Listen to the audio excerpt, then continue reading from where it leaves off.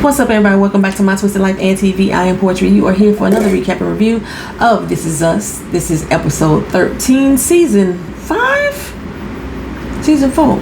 Season 5. The Music in the Mirror. Okay, so, y'all, due to the significant amount of breaks that this show has had this season, I have lost interest in their story.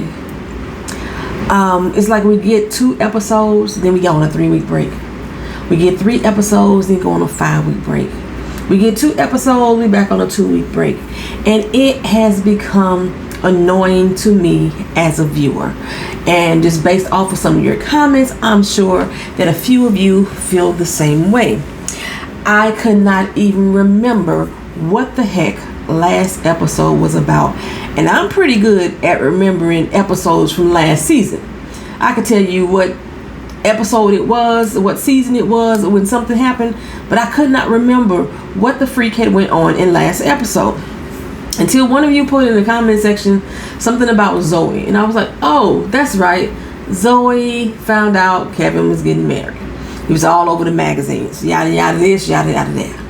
So we're dealing with that right now. Let's say that the magazine has hit the stands. Everybody's finding out that Kevin and Madison are getting married, including Madison's dad. Somebody that she hasn't spoken to in a year and a half. I don't recall why she said they hadn't spoken, but now that her face is plastered all over a magazine, there he is, coming out of the woodwork as if, you know, he got his hand out. That's the way she made it sound. Now, we found out later on in this episode that Madison's mom had walked out on them when she was 8 years old, and basically leaving her with a dad who really wasn't present in her life. So she kind of felt like she was abandoned by both parents. Give me 1 second, y'all. My camera is on my computer, and it feels kind of weirded out because I'll be thinking that, you know, I got Big Brother looking at me. Hold on. Let me close all that out. Why is that on? Why is my webcam still on? I think I was trying to make a FaceTime call and I didn't. Why is the camera on? There we go. There we go. It's my quick time. It's off now? It's off now. And I don't like Big Brother watching me when I don't want to be watched. Anywho, so Madison is about to go dress shopping for the wedding, and she's taking Kate along and Rebecca. She doesn't really want Becca to go, but Kate was talking about it during their little phone conversation, and Becca basically included herself, so yeah, she got the invite. It's not that she doesn't really want her to go, you know, because she don't like her or nothing like that. She just feels uncomfortable. She like, you know, I know who Becca is in relation to Kate, you know. I know that relationship, but I don't know how Rebecca is when I'm involved with her son. So that makes her kind of nervous. But, you know, Kevin convinces her that she's going to be fine. She's good, you know, go on here with mama, all right. They practice the little acting role, you know, we're going to say what's the good, the bad, and the worst thing that we can say. You know what I'm saying? So they do that. It makes them feel a little bit more at ease with her going out with the mom. And they go. You know, Madison, Kate, and Becca go to the dress shop. She's trying on this big poofy feathery dress with hideous. Absolutely hideous. She tries on a big ball princess style dress with the long Cinderella gloves. Nah, that didn't work for her either. Then she comes out with this lace number with the long train in the back. I didn't like that either. But this happens to be her favorite dress, the one she loves the most, right? Say yes to the dress, Madison. Well, while she was back there changing, the daddy she didn't want to come to the wedding, because, you know, Kevin said he was going to come, he was excited, he ain't showing up at all. And Madison feels some kind of way, like, I didn't even want him to be there in the first place, but now I got all excited that the man I didn't want him to come to my wedding was gonna come, and now he's not coming. Work of mercy, what have you. So she feels some kind of way. Like I say, she feels betrayed, she feels left out, she feels alone. Madison has always expressed that she feels alone, that she's in this alone. She doesn't have a family or a sense of family. I'm like, don't these people got no aunties, cousins, nephews, nieces, nothing like that? Nothing. She has nobody but the Pearson family. Beth made her feel warm and loving and accepted as part of the family, calmed her down, said her daddy is a jackass, yada yada this, yada yada that. Right. All during this moment, Kate is realizing, damn, my mama is really good mama. Now, this is contradictory to what we have learned about Becca throughout these years. Becca is an asshole as a mama to me. She was always nitpicking on Kate to me, making her feel small and insignificant. She always have little snide remarks and comments. And for some reason, they have turned this all into Kate not understanding who her mother was. Kate maybe was the bad seed, and maybe she just viewed things differently. And I'm like, yeah, no, that's who Rebecca was. That's who Rebecca was. But Kate has learned to accept her, and Kate has learned to accept whatever fault she may have in this situation. So, you know, she starts to think back on growing up and her mama trying to be there for her and trying to push her to be the best and make her do the best. And she realizing that, you know, she really was a good mom or what have you. Well, back in the day, Becca has set up this job interview with her office so that Kate could come work there as an administrative secretary, receptionist, or whatever the title was at that time. Kate didn't want the job. Not only did Kate want the job, she didn't want to work with her mama. You know what I'm saying? I don't want to be around you like that. You know what I'm saying? I don't even like you like that. That's how Kate was feeling back in that moment. You know, she just had to break up with the dude. I forgot his name. He ain't important. She had to break up with him, right? So, you know, she feeling really down on herself. You could tell that this Kate is starting to put on a lot of weight. The type of dress that she's wearing, you know, she was starting to fill it out more. A lot of weight in the midsection, right? So she's feeling a bit down and depressed, whatever. Well, Kate decides not to go to this job interview. But she comes up with this bright idea while she's there. She was going to drink this coffee, and she set the coffee cup down, and, you know, I knew she had a bright idea. Didn't know what it was, but it was a bright idea. She comes home with some food, and Becca's pissed off. Why didn't you go to this interview? She was like, you know, I didn't want the job. That's not what I want to do. I got a job at the diner. Her mama like, at the diner? I never know that's something that you wanted to do. She's like, I didn't, but the job was there, you know. All she knew was that she didn't want to be an administrative assistant, receptionist, or secretary, or whatever they was calling it back in that time. So she got this job at the diner, and once we see the flashbacks, we realize that the Kate only took this job at the diner because that's one of the last places that her and her daddy had together time. You know, where Jack was sitting there trying to encourage her to go to this Berkeley school, I think that's what it's called, the school for music and everything, and how she was going to be the best thing since sliced bread, yada yada this, yada yada that. So she took that job at the diner just to hold on to a memory of her father. That's pretty much all that was. You know, Madison is out here with a daddy who ain't shit, but she got a daddy that she loves, she care about, and she want to hold on to that memory as tight as possible, even though her mother is there trying to be her rock, her sword, her shield. That's pretty much what's going on. And so when Kate realized that, she was like, okay, you know what? I'm an adult now. I'm bigger. I'm better. I understand what my mother was trying to do. You were the bomb.com as a mom. Okay? Let me go ahead and take you and show you something. Okay? After they leave the dress shop, Kate takes her over to the school where she's teaching the kids for the blind. And I'm sorry, but not sorry. Them kids sounded horrible to me. I know sometimes that we try to rah-rah sit school by children with disabilities for whatever reason. Because they have a disability, we give them more props than we would do kids without. Them children didn't sound good.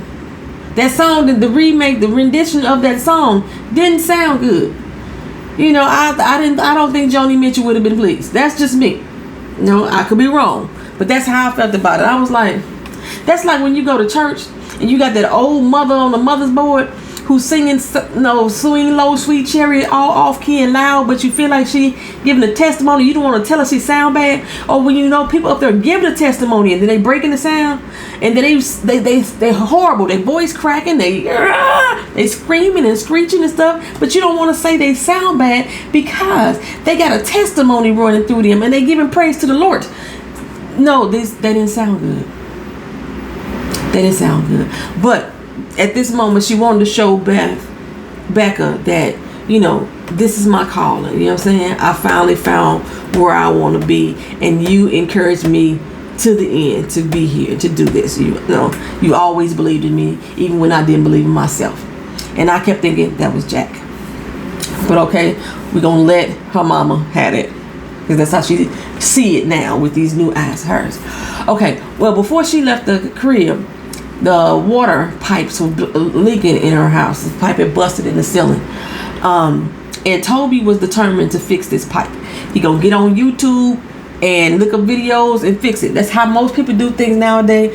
YouTube is the plumber's manual, the mechanic shop, it's the cookbook, it's the encyclopedia. YouTube has become everything for a lot of people. Dating show, everything. So he gonna get on YouTube and fix this plumber. And Kate is like, no, just get a damn plumber. Okay, just call a plumber. He don't want to hear that. See, Toby is still in his feelings about losing his job, so he needs to feel useful. And if he can't do this one simple thing, what can he do? He can't hold down a job. Okay, so he insisted that he was gonna have this fixed by the time she got home. Well, he was fucking it up worse. I'm saying, it had plaster all over the place. The water was coming down more. Little baby Jack and the the neighbor that I can't stand. Give me one moment. I need some water. All right, y'all. I'm back. The neighbor who gets on my doggone nerves. He sit over there, paying attention to Jack while Toby tears up the doggone ceiling. Basically, he realized that he can't do it, like he said. But it's like he got to prove a point to Kate that, he, like I say, is a man, So, the neighbor was like, can't you call somebody, do something? He was like, well, maybe I can call Miguel. But if I call Miguel, that's going to put out the bat signal to the rest of the Pearsons, and I got to talk about feelings and shit like that. And I don't want to talk about feelings. So he calls up his dad. Somebody that we ain't talked to or seen in a minute, right? And his dad was like, didn't you call a damn plumber? He's like, no, I didn't call a plumber. And he was like, what the man say to him?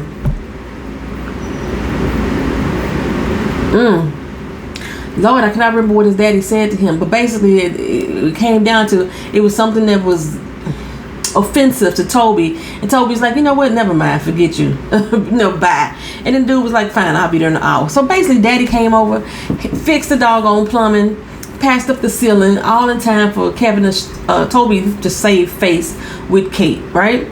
When Kate came home after the meeting with the wedding, she's like, oh my God, you did it. I should have never doubted you. And Toby's like, okay, you know what I'm saying? They had a moment, him and his dad, where he talked about the fact that how he feeling low and less than because he ain't had a job. He was tossed to the wayside. Your job was lost, Toby, because of COVID. It wasn't because, they were downsizing or they didn't think you were good enough. Everybody lost their job at your job, but okay, whatever. So when his daddy asked, like, what you do? Why you lose your job? Why you just didn't tell him that?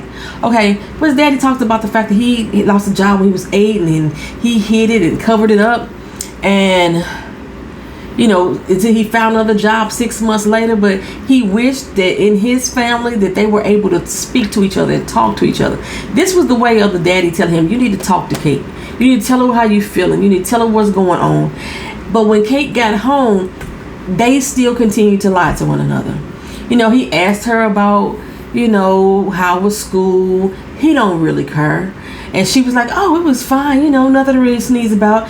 Because she don't really want to tell him the great moment that she had with her mother, sharing those children's voices with her mom and her mom being proud of her. She don't want to share that because she feel like if she shared too much happiness about her job, it's going to make Toby feel even more smaller, right?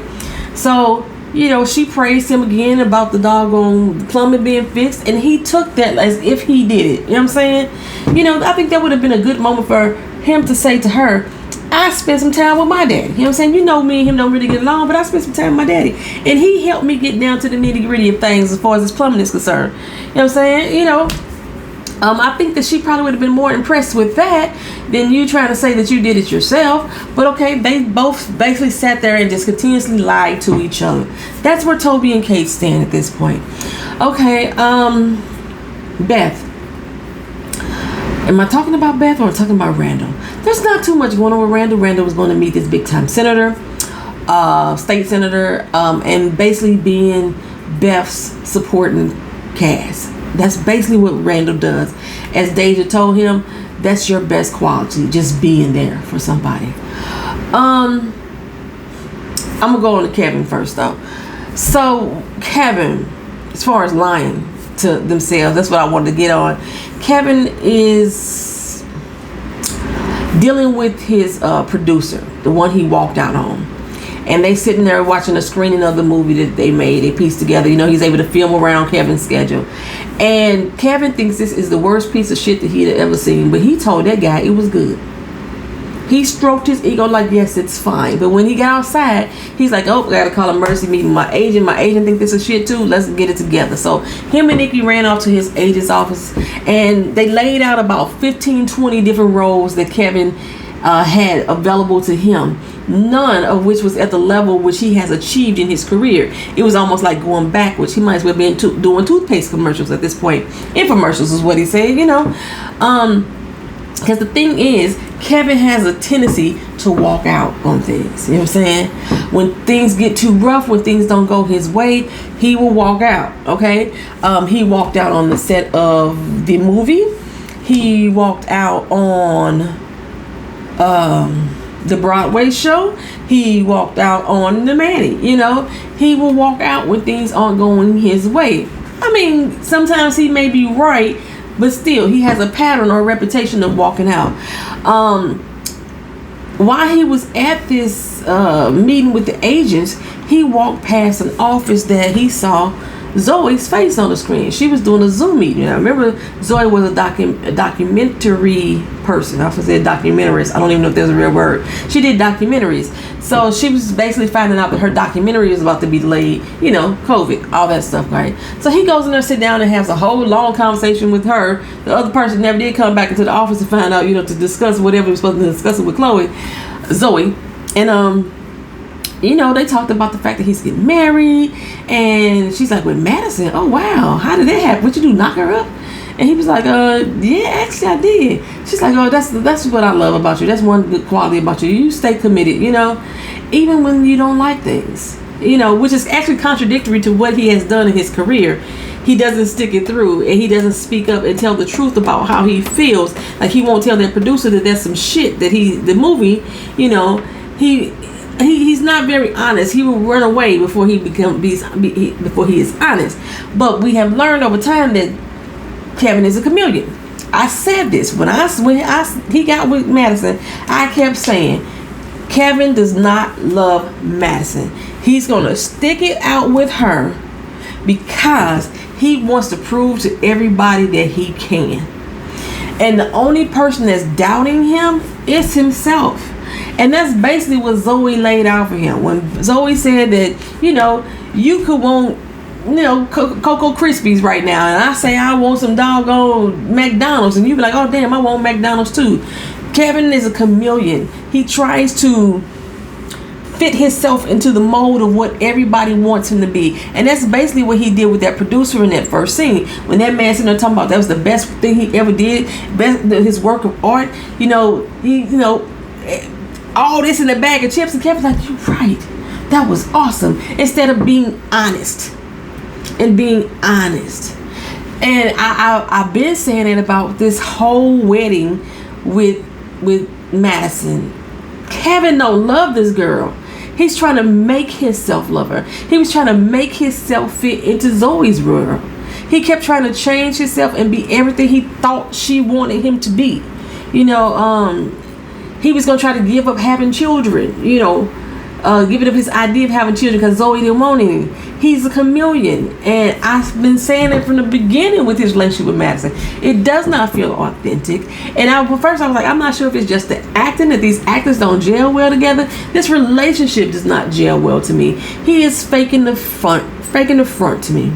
Faking the front. He wants this to work so bad that he's going to fit into whatever bubble that Madison is in, just to prove to himself that he can be consistent, that he could be a man, that he could stay committed, that he's not a wishy-washy. Because remember, Kevin switched up careers and jobs and everything over the years. You know, he could never stay consistent in something that he wanted to do. He wasn't committed, so he's trying to prove how committed he can be in these relationships. Speaking of commitment, I'm gonna move on to Deja for a minute. Deja is dealing with Malik and the baby and the baby's mother at this particular time, and it's really working my motherfucking nerves. First of all, Deja too grown for her own damn good. She's 15. But something that Deja said really annoyed the hell out of me. Malik is supposed to be your boyfriend. He's sharing moments of his life with you. Y'all have this understanding, or you have this acknowledgement that he has a daughter. This daughter has a mother. He don't make babies by himself. The mother was not part of the life, and now the mother wants to be a part of this baby's life, you know, so she won't miss out. You as a child who had a mother who was always absent in your life, that you craved for as you got older, that same mother, you should have an understanding why it is important for Malik's child's mother, Jennifer is her name, or is Jennifer the baby, the mother, to be a part of this child's life. She was like, he showed me this video of the baby Jadelle. The baby's Janelle, the mama's Jennifer. Jadelle is calling her Jennifer mama. Well, that is her damn mama. What the hell is wrong with you, girl? Have you lost thine mind? That's her mama. She ain't calling you mama. You ain't no damn mama. Okay? And then she's like, yeah, she's driving 5 hours there and 5 hours back just to see her. That's not going to be sustainable. That may not be sustainable to you, but as a mother who wants to be connected with her child, that is very sustainable. If that's she going to do what she got to do now that she has this opportunity to be a part of her life. This ain't got shit to do with Malik. You making it about Malik, Deja. You're the one that's making it about Malik. And Randall is kind of encouraging that mindset. One, because Deja ain't gonna fucking listen any god doggone way. He asked her to keep an eye on Beth. And that little mother sucker child, I was finna call her a scallywag. I don't like Deja as a character. That child said, I got other things to do. I am sorry. I am the parent here. I am the adult here. If I ask you to keep an eye on your mother, you keep an eye on your damn mama. She going through some shit right now. When she said, nah, she got other things to do, other plans, I was like, I don't give a good goddamn. I was so mad. What Beth is going through right now, okay? You know, we started off with this whole little montage of what happened to the dance studio. You know, Beth opened up, had a grand opening hip hop parade, had a classroom full of students. When COVID first hit, they was dancing there in their masks. Then they went to Zoom, and as you see, weeks by weeks go past, it went from 25 kids down to 3, and one of the 3 kids was her own. You know what I'm saying? To the fact that she had to close the studio. Okay, so now Beth is here about to do informational meeting with her old employer, a job interview or screening, so to speak, that she set up. Okay, and the employer is like, you know, Beth, your resume look good. It should look good. I worked for you. You know, I'm the one that brought in all of your, you know, thingamajiggamies accounts. I'm the one that brought those on, so it should look good. But during the middle of the meeting, the chick put her on hold, didn't say excuse me. So I talked to somebody else in the background. They come back and say, oh my bad, we need to reschedule. I was double booked. Okay, you already talking to me. We already in the middle of a conversation. So whoever came in second, tell them to reschedule. Don't be rescheduling me. But Beth was fine with it because Beth didn't want to talk to her anyway. Beth started laughing. She had a moment. She was like, ooh, I just got canceled. She told the lady, you know what, never mind, don't reschedule me. Don't do me no favors, baby. We good, we straight. She was like, you know what, I didn't even want this meeting in the first place. So she laughing, and you know, Dave, she comes to her like, you all right, you good? She's like, I am so good. You just don't even understand. You don't understand how good I am. You know what? I understand. Beth was trying to fit like Kevin in the place that she thought she needed to be. She needed to find her place somewhere, even though that ain't where she wanted. Apparently that's what Kate had been doing all her life, filling in these different jobs and these roles, and that ain't what she wanted to do. She really wanted to sing. Toby don't want to be a stay-at-home dad. He want to be working, you know what I'm saying? And Beth, like I say, we go back through her old history about she wanted to be this dancer. This ballerina. She was told she was too thick with it. She's told she wasn't good enough. Her mama even told her she wasn't gonna make it. And at some point over time, she kept getting overlooked for different roles, for different opportunities with her own dance crew. So there was a point she decided to go hang it all up. Literally, she took her ballerina slippers off the thing and threw them in the trash can. She was giving up dance. She was being done with it because everybody was right. The world that she wanted for herself, she wasn't gonna get. They were right. Okay, so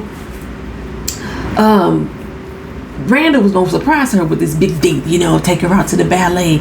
And Beth was like, no, I don't want to be no parts of it, because that's all it's gonna do is remind me of what I don't have. I used to see myself up there on the stage, and now I'm continuously reminded that I will never have my dream.